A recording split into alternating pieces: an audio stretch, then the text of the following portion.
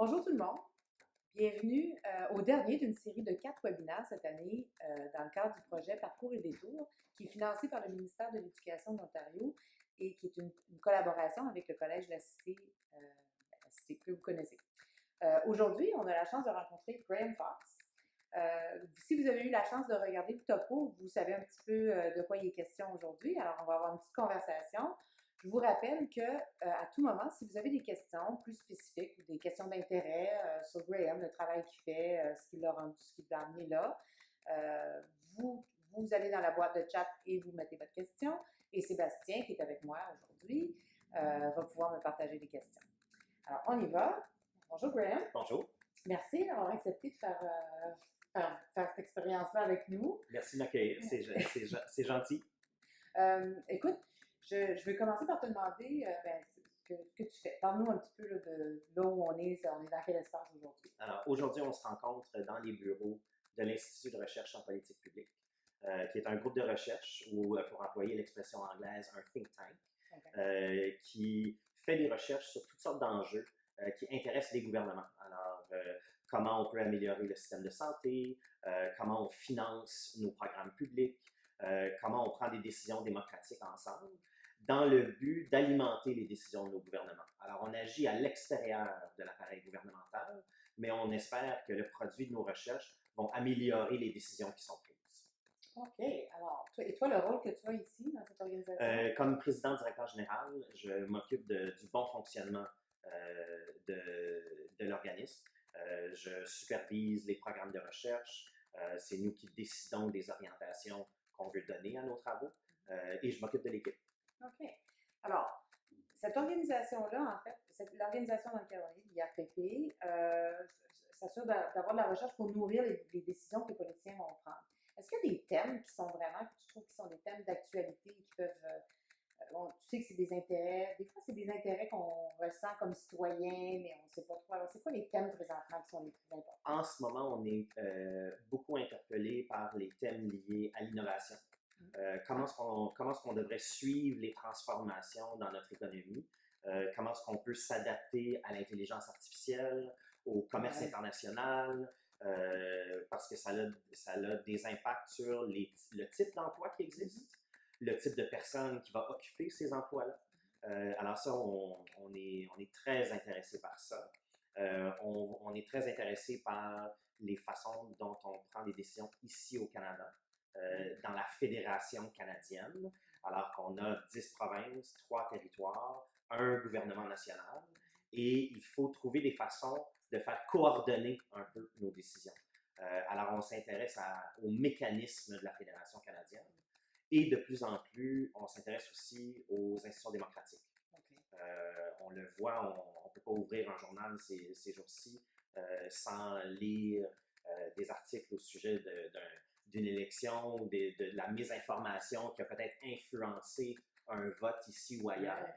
Alors, on s'intéresse beaucoup à l'intégrité des institutions démocratiques et comment on protège le processus électoral et le processus démocratique de l'ingérence d'organismes ou de forces qui viennent de l'extérieur pour venir fausser le résultat. Oui, fait qu'on parle de, par exemple, ce qu'on entend sur la possibilité que les électeurs pourraient voter en ligne, en ligne, mais le risque d'automatiser ces choses-là. Le risque d'automatiser ces choses-là, même avant qu'on se rende au vote, moi, je vais en ligne pour m'informer de différents enjeux, puis ce que pense telle candidate ou tel candidat. Mais je me retrouve sur une vidéo où j'entends la candidate dire plein de choses, sauf que la vidéo est complètement inventée. Oh, wow, OK. Et l'intelligence artificielle est rendue là, où on peut faire dire des gens sur une vidéo, puis moi, comme consommateur, j'ai l'impression que c'est vrai. Je te regarde dans la vidéo, puis j'ai l'impression que c'est toi qui me parles, mais c'est des propos que tu n'as pas tenus, c'est des positions que tu n'as pas.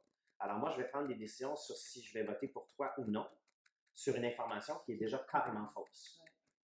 Alors, quand tu multiplies ça par le nombre de tous les sites web, le nombre de sites de médias sociaux, ça devient inquiétant. Alors, nous, on essaie de faire de la recherche sur comment est-ce que les gouvernements peuvent protéger l'information qui existe en ligne, puis on voit le gouvernement canadien déjà prendre des décisions là-dessus. Cette semaine, Facebook, Google, Twitter ont tous passé devant un comité parlementaire à Ottawa pour expliquer à nos élus comment ils allaient protéger l'intégrité de la prochaine campagne électorale qu'on attend à l'automne.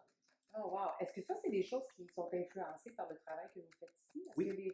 C'est ça. Alors, qu'est-ce que tu vois, toi, comme résultat du travail? Je vais prendre un exemple très concret qui est arrivé tout récemment. Durant les élections, on sait très bien, on a toujours un ou deux rendez-vous où les chefs de tous les partis se rencontrent sur un plateau et il y a un débat. On le voit dans nos écoles quand on élit nos conseils des élèves, on le voit à tous les paliers. Mais lors des dernières élections, on a eu de la misère à s'entendre sur le format des débats, le nombre de débats. Le premier ministre à l'époque qui avait dit « moi je ne participe pas ». Et le gouvernement actuel a décidé qu'il fallait créer une commission indépendante qui allait décider pour tout le monde comment les débats allaient se passer, qui allait être éligible, et pas aller jusqu'à forcer les chefs de parti à y participer, mais presque. Alors nous, on a fait le processus de consultation pour dire, OK, s'il y a une commission, ça devrait avoir l'air de quoi? Puis comment est-ce qu'elle devrait être structurée? Puis qui devrait participer? Qui devrait contribuer aux décisions qui seront prises? Alors, on a parlé aux organismes, les grands médias du pays. On a parlé aux médias des deux côtés, des langues officielles aussi, pour s'assurer qu'on n'est pas perdu là-dedans.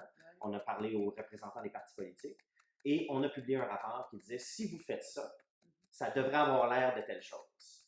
Et on a vu par la suite le gouvernement prendre une bonne partie des recommandations, pas toutes. Et ils ont créé la commission. Alors, la commission maintenant a commencé ses travaux, est en négociation avec les partis politiques pour déterminer comment le débat aura lieu.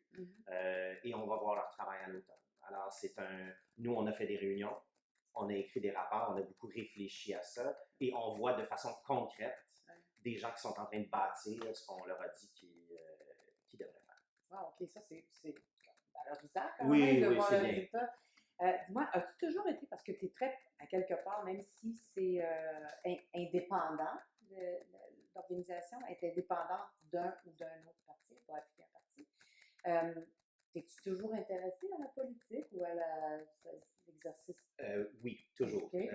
Et puis, effectivement, c'est important de le souligner que le travail de l'IRPP n'est pas lié à une idéologie politique en particulier ou une famille de partis politiques.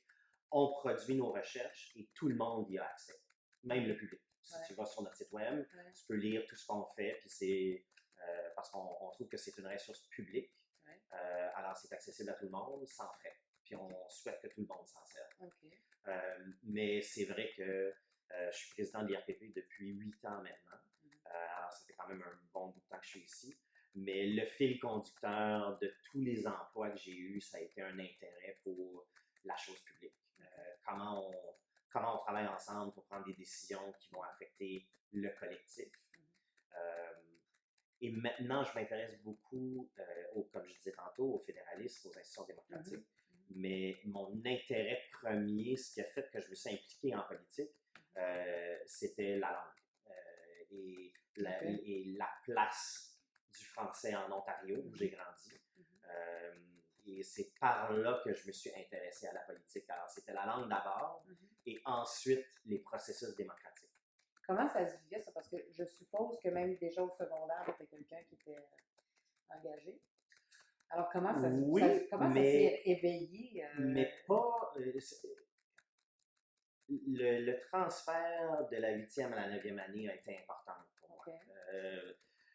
Si tu m'avais rencontré dans les corridors à l'école en 7e ou en 8e, tu m'aurais probablement pas entendu parler français, à peu près jamais. C'était pas quelque chose qu'on faisait, c'était s'afficher, c'était s'affirmer, puis à 12-13 ans, c'est à peu près la dernière chose que tu veux faire. Tu veux plutôt te rallier à la majorité puis pas trop paraître. J'ai vraiment, mon virage s'est vraiment fait en 9e année, où je suis allé à une école qui valorisait beaucoup ça. À Delasalle, au centre-ville d'Ottawa. Et je me souviens même dans les premières journées, moi, je poursuivais en anglais comme j'avais fait en huitième, puis c'est à ce moment-là où je me suis rendu compte que ça ne collait plus. J'ai croisé des gens, j'ai croisé des enseignants qui ont vraiment mis en lumière la grande valeur du fait français. Et c'est à ce moment-là que j'ai fait mon virage. Entre autres par le programme de théâtre, où j'ai eu la chance de travailler avec des gens pour produire des spectacles extraordinaires en français. Alors, tu découvres tout ça par l'équipe d'impro, par le conseil des élèves. Fait que oui, le virage s'est fait à ce moment-là. Mais c'était pas donné que j'allais le faire. J'ai eu la chance de le découvrir. C'est quoi le lien entre le théâtre et la politique aujourd'hui? Certains diraient qu'il y en a trop. C'est sûr que on peut rire puis de façon un peu cynique dire c'est d'être capable de se raconter des histoires et tout ça. Mais je pense que vraiment dans les faits, c'est d'apprendre à être à l'aise, d'être devant un groupe que tu ne connais pas, puis de pouvoir présenter tes arguments de façon convaincante pour dire voici pourquoi je pense que j'ai raison là-dessus, puis pourquoi ça serait vraiment bien que tu te rallies à mon idée. Je pense qu'il y a beaucoup de ça qui vient aussi des techniques qu'on apprend au théâtre, de pouvoir pas juste être authentique, mais de le montrer. Je pense que ça vient beaucoup de ça. Et puis, alors, les parallèles sont pas parfaits, bien sûr, mais moi, ça m'a beaucoup aidé dans mon travail, c'est sûr. C'est un peu l'idée du projet Parcours et Détours, c'est de faire la démonstration que des fois, on peut avoir une idée d'un chemin qu'on veut prendre, une destination, mais que finalement, la vie est pleine de... C'est plus sinueux, que c'est pas une ligne droite, mais c'est plus sinueux que ce qu'on pourrait imaginer. Puis des fois, quand on est au secondaire, on sent beaucoup de pression pour faire des choix, puis là, tu décides ça, puis c'est pour le reste de ta vie. Fait que toi, raconte-moi quelques-uns de ces... j'ai dit oui à ça, que je ne savais pas c'est là. Si tu m'avais demandé à 17 ans ou à 18 ans ce que j'allais faire à 44, je t'aurais donné 5 réponses, et ce que je fais n'aurait pas figuré dans les 5 réponses. Je ne m'attendais pas du tout à faire ce que je fais aujourd'hui. Ma première idée, c'était de devenir enseignant, puis d'enseigner le théâtre au secondaire. Et à la limite, d'enseigner le théâtre ou peut-être l'histoire, qui est un autre domaine qui m'intéresse beaucoup. Mais à un moment donné, puis j'avais choisi mon université, j'avais choisi le programme auquel je voulais m'inscrire. Puis finalement, j'ai été chanceux, j'ai gagné une bourse que je ne pouvais pas utiliser dans cette université-là pour ce programme-là. Fait que ça a comme posé un questionnement. Je me suis retrouvé carrément ailleurs. En anglais cette fois-là. Pour la première fois dans ma vie, j'allais étudier en anglais. Et c'est à ce moment-là où, de par le programme en histoire, j'ai commencé à m'intéresser à l'histoire politique et ensuite à la science politique, qui n'était pas du tout un virage auquel je m'attendais. Pendant mon bac, je travaillais au Festival franco-ontarien à la programmation, qui est un travail à temps partiel, pour élaborer la programmation du festival. Fait que je restais un peu dans le milieu d'art et spectacle. Puis finalement, je me suis retrouvé comme adjoint politique dans un bureau de député à Ottawa, après quand j'ai terminé l'université. Et c'est à ce moment-là où ça a fait boule de neige. Qu'est-ce que tu faisais pour... Est-ce qu'il y a une question? Sébastien, est-ce que tu as une question? On a une question. OK, vas-y. En fait, plus en lien avec le travail. Oui. Dans le fond, comment est-ce que comment dire, je vais essayer de la reformuler. En réalité, c'est comment est-ce que vous gérez les sujets de recherche? Comment vous faites pour les déterminer? Puis ensuite, un peu peut-être parler du processus. Comment ça a l'air de quoi la recherche là-dessus? Parce que c'est large. Excellente question. C'est une excellente question. Et c'est probablement l'élément le plus difficile de notre travail, parce que vous pouvez vous imaginer que ça prend un certain temps quand tu décides que tu vas faire de la recherche, un peu comme dans vos travaux scolaires. Tu n'écris pas ta dissertation du jour au lendemain. Il faut que tu t'y mettes, ça prend du temps. Alors nous, on essaie essentiellement de prédire ça va être quoi les grands enjeux qui vont être importants dans 1 an ou dans 2 ans. Alors, qu'est-ce qui va dominer le débat public au niveau des changements climatiques, au niveau des accords internationaux, au niveau de l'immigration, de l'intégration et de la diversité au sein de notre population. Et il faut un peu prévoir qu'est-ce qui va préoccuper les élus, les gouvernements, quels seront les choix difficiles qu'ils auront à faire pour commencer la recherche. Alors, d'abord, on choisit les thèmes. Ensuite, on essaie de déterminer qui sont les experts, d'habitude dans les universités ou dans les collèges, qui peuvent produire la recherche pour nous. Alors ensuite, on négocie avec l'auteur pour voir de quoi va avoir l'air l'étude, qu'est-ce que ça va être le processus. Et au moment de la publication, ensuite, on fait des événements pour discuter des résultats de la recherche. On les distribue directement aux fonctionnaires au sein des gouvernements, aux élus. On fait des briefings dans l'espoir que le résultat de la recherche va faire la transition jusqu'à la décision finale. Mais effectivement, c'est le travail, c'est probablement le défi le plus important qu'on a, c'est de déterminer qu'est-ce qu'on fait. Et comme petit organisme, on ne peut pas tout faire. Alors, un autre défi important, c'est de résister à la tentation, parce qu'on pourrait quitter toutes les réunions et dire c'est super important cet enjeu-là. Oui, on fait quelque chose là-dessus. Mais étant donné les recherches, les ressources limitées qu'on a, c'est de dire on va choisir 3 ou 4 champs d'intervention, puis on va se limiter à ça. Puis on va laisser aux autres organismes qui nous ressemblent un peu s'occuper des autres enjeux. Comment est-ce que jeune, un élève secondaire, des mouvements jeunes, peut avoir de l'influence sur ce qu'on anticipe comme étant des questions? Comme quand tu dis, là, on essaie de penser à ça va être quoi les enjeux dans 2 ans, dans 3 ans. Comment est-ce qu'on peut avoir une influence là-dessus, sur ce qu'on va trouver important? Je dirais, d'abord et avant tout, de lire, d'être curieux et de rester ouvert, de s'informer de plusieurs sources. Okay. Je pense que c'est la première, je pense que c'est vraiment la première étape. Et au fur et à mesure qu'on lit, d'être à l'écoute de ce qui nous intéresse, de ce qui nous attire, parce que c'est pas tout le monde qui va s'intéresser à l'enjeu de l'immigration, c'est pas tout le monde qui va s'intéresser à l'enjeu des changements climatiques. Mais quand on découvre qu'on a un intérêt particulier pour un enjeu, aussi de voir où sont, dans ma communauté, où sont les groupes qui s'intéressent aussi à cet enjeu-là. Dans à peu près n'importe quelle communauté au pays, on peut trouver des groupes de bénévoles qui s'intéressent à telle question, des groupes qui interviennent localement. Mm-hmm. Je pense que ça, c'est une belle porte d'entrée dans ces milieux-là.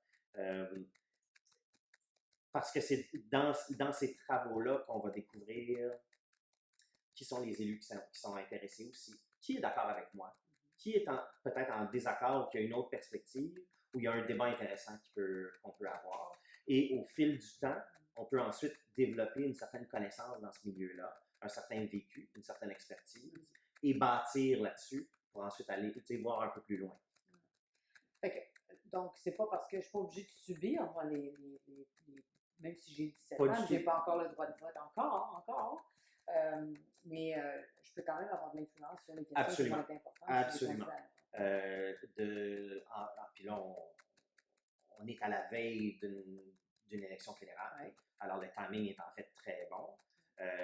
De surveiller qu'est-ce qui se passe dans ma communauté sur les enjeux qui m'intéressent, en relation avec la campagne électorale qui s'annonce. Puis de voir un peu,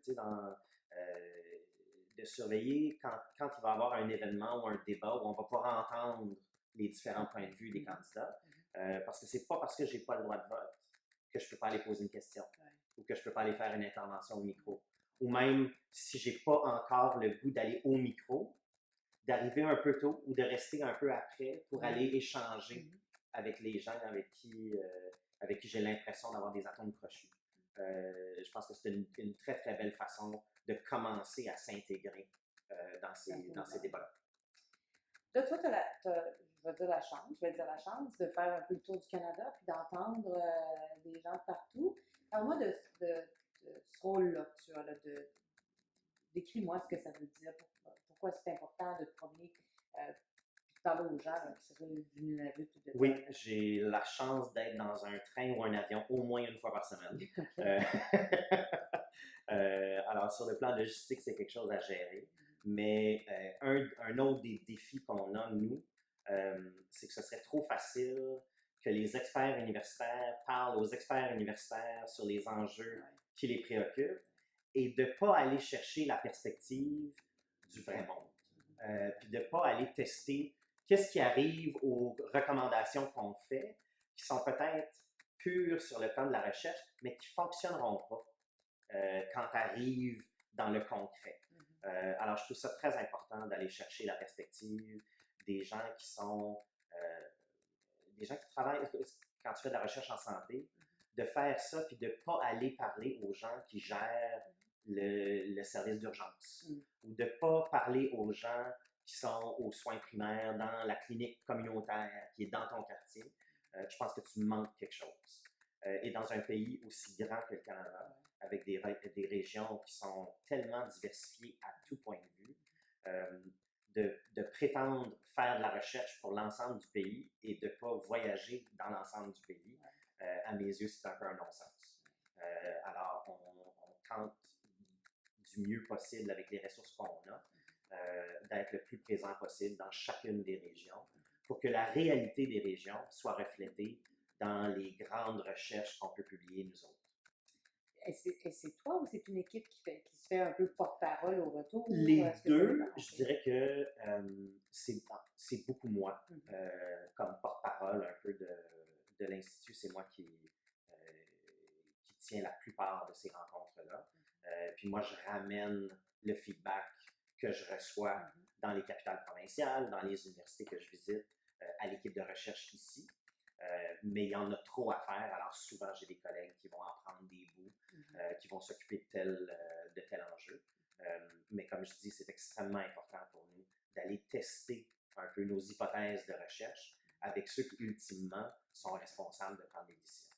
C'est quoi les questions, si je te demandais de voir comme d'ici 10 ans, c'est quoi les grandes questions, les grands enjeux, à part de ceux que tu nommes comme étant des sujets de recherche actuels, c'est quoi les grands enjeux qu'il va falloir qu'on adresse? L'enjeu le plus évident à mes yeux, c'est le défi des changements climatiques.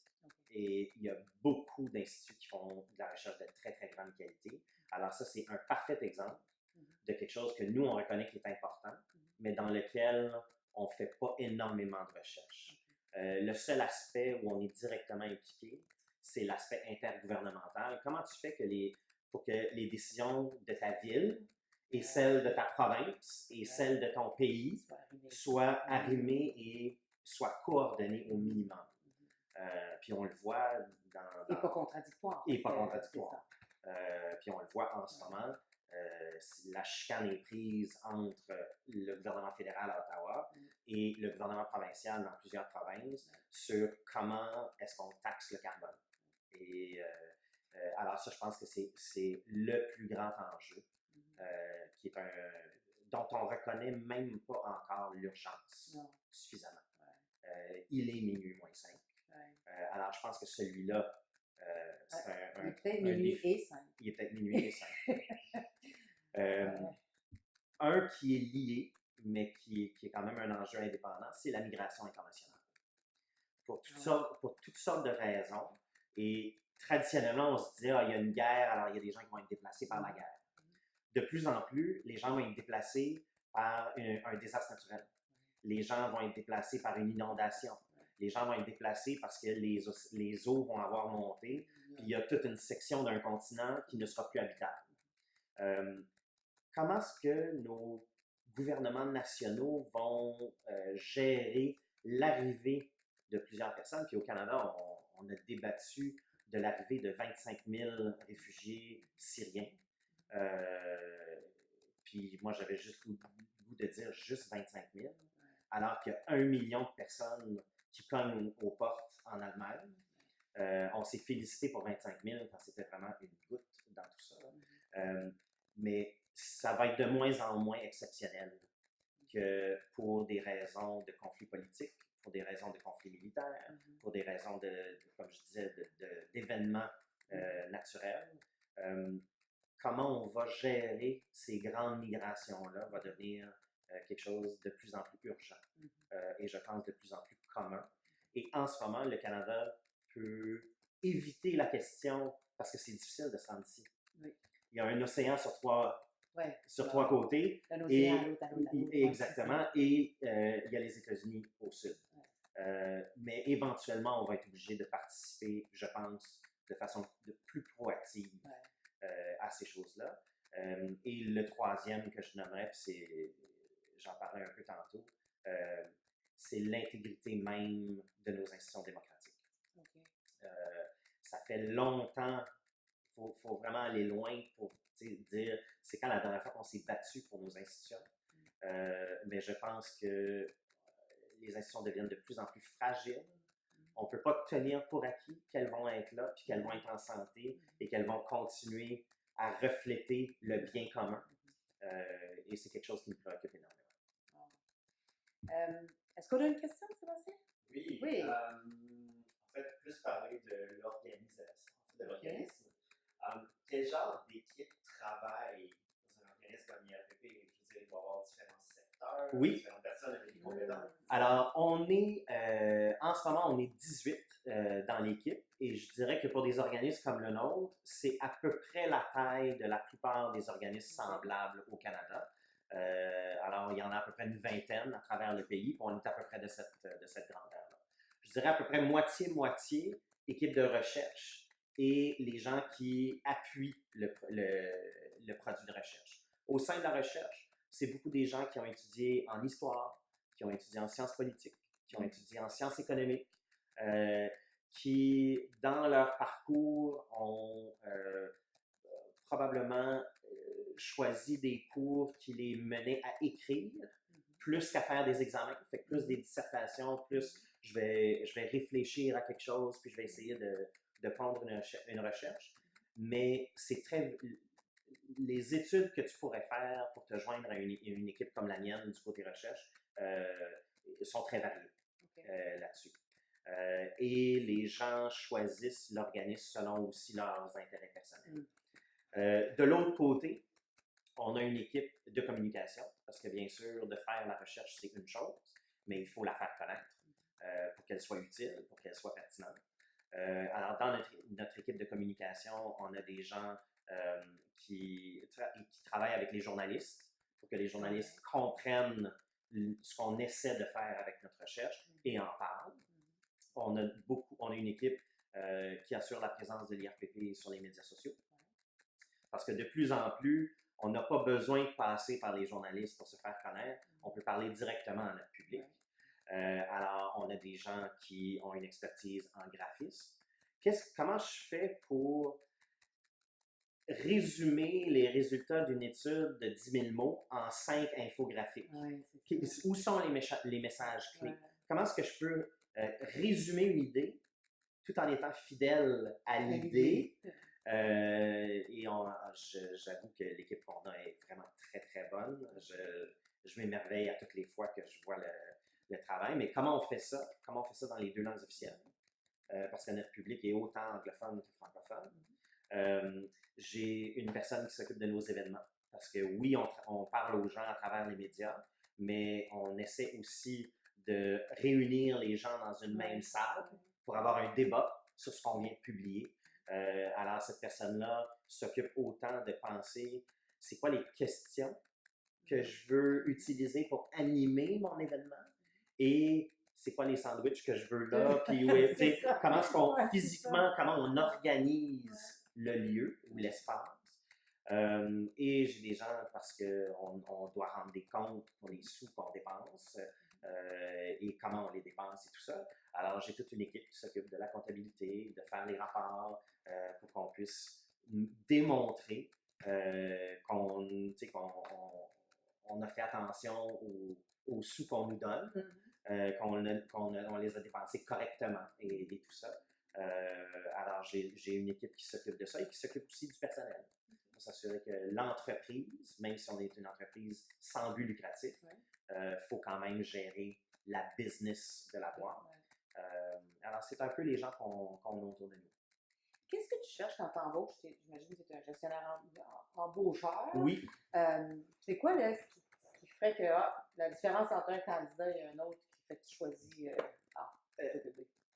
avant de m'intéresser aux détails de la formation académique de l'individu, je privilégie beaucoup les gens qui ont fait des choses. Puis j'aime beaucoup dire comme, tu sais, je veux voir la terre en dessous des ongles. OK. Je veux que tu sais, je veux voir que, puis à risque de me prononcer sur quelque chose d'un peu controversé. Quand je vois un candidat qui me dit, moi, je suis super intéressé par tel enjeu, fait que je suis allé à une conférence, c'est bien. Mais quand l'autre candidate me dit, je suis intéressé par le même enjeu, mais moi, je me suis joint à un groupe, puis j'ai mis 2-3 heures par semaine pour aller cogner à des portes, puis ça m'intéresse plus. OK. Puis il y a un défi pour les jeunes aujourd'hui qui est un peu le syndrome Me Too We, là, Ouais. où être dans une salle pendant 1 heure, on pense que c'est ça le changement social. Et moi, j'aime toujours voir les candidatures de gens qui disent « Oui, j'ai fait ça, c'est le fun! » Puis de se faire motiver d'être dans une grande salle avec plein de monde qui pense comme toi, c'est important. Je veux voir quoi d'autre que tu as fait avec ça. T'sais, mon action sociale commence avec cette réunion-là, elle finit pas avec cette réunion-là. C'est bien ça, c'est comme la différence d'aller faire du bénévolat à Noël dans la soupe populaire, puis de s'engager dans l'organisation, puis d'être plus présent de façon durable. Oui. C'est un bon feel-good d'y aller une fois, c'est d'autres choses, c'est une marque d'engagement.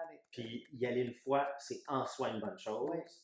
mais de voir un engagement qui est plus soutenu, c'est sûr que moi, ça m'intéresse plus parce que je veux une équipe, puis je suis chanceux d'avoir une équipe qui s'intéresse pas juste à la recherche comme telle, mais au bénéfice social que peut avoir cette recherche-là. C'est quoi l'impact qu'on peut avoir avec ça? Moi, d'avoir des gens qui voient plus loin que juste le rapport, je trouve ça extrêmement important. Comment ça t'a servi ou c'est quoi que ça te donne d'avoir maintenu ça? D'abord, ça m'a beaucoup apporté, ça m'a beaucoup aidé. Puis oui, c'est sûr que c'est quelque chose dans lequel j'ai toujours cru, je me suis impliqué, mais je dirais bien avant ça, sur la mécanique de la recherche d'emploi, puis de se faire distinguer souvent dans des processus où il y a plusieurs personnes qui veulent le même poste, ça a été extrêmement utile d'abord et avant tout. Quand on s'intéresse au débat politique et tout ça sur le plan pan-canadien, ça me surprend toujours le nombre de personnes qui participent à la vie démocratique du pays sans connaître l'autre langue officielle.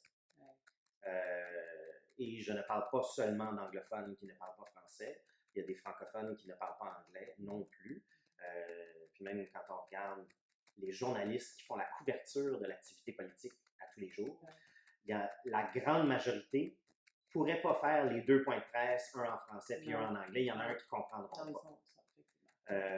Alors, juste le fait de pouvoir dire, moi, je peux faire les deux. Je peux participer à la réunion qu'elle ait lieu en français ou en anglais. Ça a été un atout important. Et j'ai travaillé avec plein de gens qui avaient appris leur français ou leur anglais dans toutes les régions du pays, qui avaient des niveaux de confiance en soi dans leur langue très différents aussi. Et je dirais que c'est pas grave. De pouvoir d'oser pouvoir participer dans ces réunions et dire non, en fait, tu sais, je sais que mon anglais n'est pas parfait, mais je vais me forcer quand même. Ça, c'est les gens qui réussissent à graver les échelons, à qui on donne des défis plus intéressants dans leur carrière parce qu'ils sont juste plus aptes à pouvoir le faire. Quand tu peux choisir une personne au lieu de deux pour faire la même chose, c'est sûr que cette personne-là devient très prisée, a beaucoup de valeur dans une équipe. Alors, sur le plan de la mécanique, j'ai trouvé que c'était très, très, très utile, particulièrement au début. Et je pense aussi que, étant donné mon domaine, de comprendre que c'est pas juste deux langues, mais c'est deux cultures. Ouais. Ça a été d'autant plus avantageux de pouvoir dire voici pourquoi les francophones et les anglophones ne voient pas le même enjeu de la même façon. Ou voici pourquoi on peut avoir une interprétation différente d'un même événement. Ça a été très utile dans mon travail. On dit d'ailleurs qu'une des compétences. Est-ce qu'il y a une question?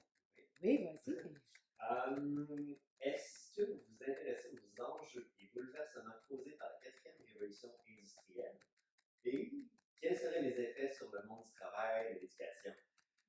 C'est une excellente question et on s'intéresse activement à cet enjeu-là, particulièrement au niveau de l'impact sur l'emploi. On parle beaucoup d'intelligence artificielle, d'algorithmes qui vont changer la façon dont on lit des services, ce qui va nécessairement avoir un impact sur le type de travailleur qu'on recherche. Et même comment on va structurer une grande entreprise. Et pour des gens qui ont suivi un peu l'actualité dans le Grand Toronto, on voit un employeur comme GM Canada, qui est un constructeur automobile actif au pays depuis une centaine d'années, qui, parce que les procédures pour bâtir une voiture sont différentes, ont dû faire des mises à pied importantes et trouver des façons de relocaliser ces travailleurs-là. On ne sait pas encore, on ne peut pas mesurer encore l'ampleur de l'impact de l'intelligence artificielle et de la quatrième révolution industrielle sur les travailleurs. On n'arrive même pas encore à imaginer le plein impact de ça parce que la technologie évolue tellement rapidement. C'est une transformation réelle. Mais ce qu'on peut commencer à voir, c'est pas nécessairement c'est quoi l'emploi qui va être remplacé, mais c'est quoi la fonction dans un organisme qui va être remplacé. Et à partir de ce moment-là, on peut dire, OK, qui dans un organisme, typiquement, remplit cette fonction-là? Parce qu'au début, on disait que c'est des emplois. Puis on est tombé dans le piège de tenir pour acquis que c'est un certain type d'emploi, plus ouvrier, plus manuel, qui va nécessairement être remplacé. Mais là, on se rend compte que oui, c'est peut-être vrai, mais il y a plein d'avocats qui vont être remplacés, il y a plein de comptables qui vont être remplacés, parce que des contrats simples, tu n'auras plus besoin d'une personne pour les rédiger. Une vérification d'un rapport financier simple, tu vas pouvoir le passer dans une machine, puis les gens qui vont travailler vont se pencher plutôt sur les cas complexes. Tu sais, un testament pour quelqu'un qui veut prévoir malheureusement à la fin de ses jours, tu n'auras pas besoin de quelqu'un pour t'aider à rédiger. Fait qu'il faut sortir de cette idée-là qu'il y a un type d'emploi. Tu sais, on aime dire c'est le chauffeur de camion qui va être remplacé, ou c'est le serveur dans un resto qui va être remplacé, ou c'est l'infirmière de première instance qui va être remplacée. Faut sortir de ce cadre-là, il faut commencer à voir c'est quoi les habiletés qui vont être remplacées, c'est quoi les fonctions.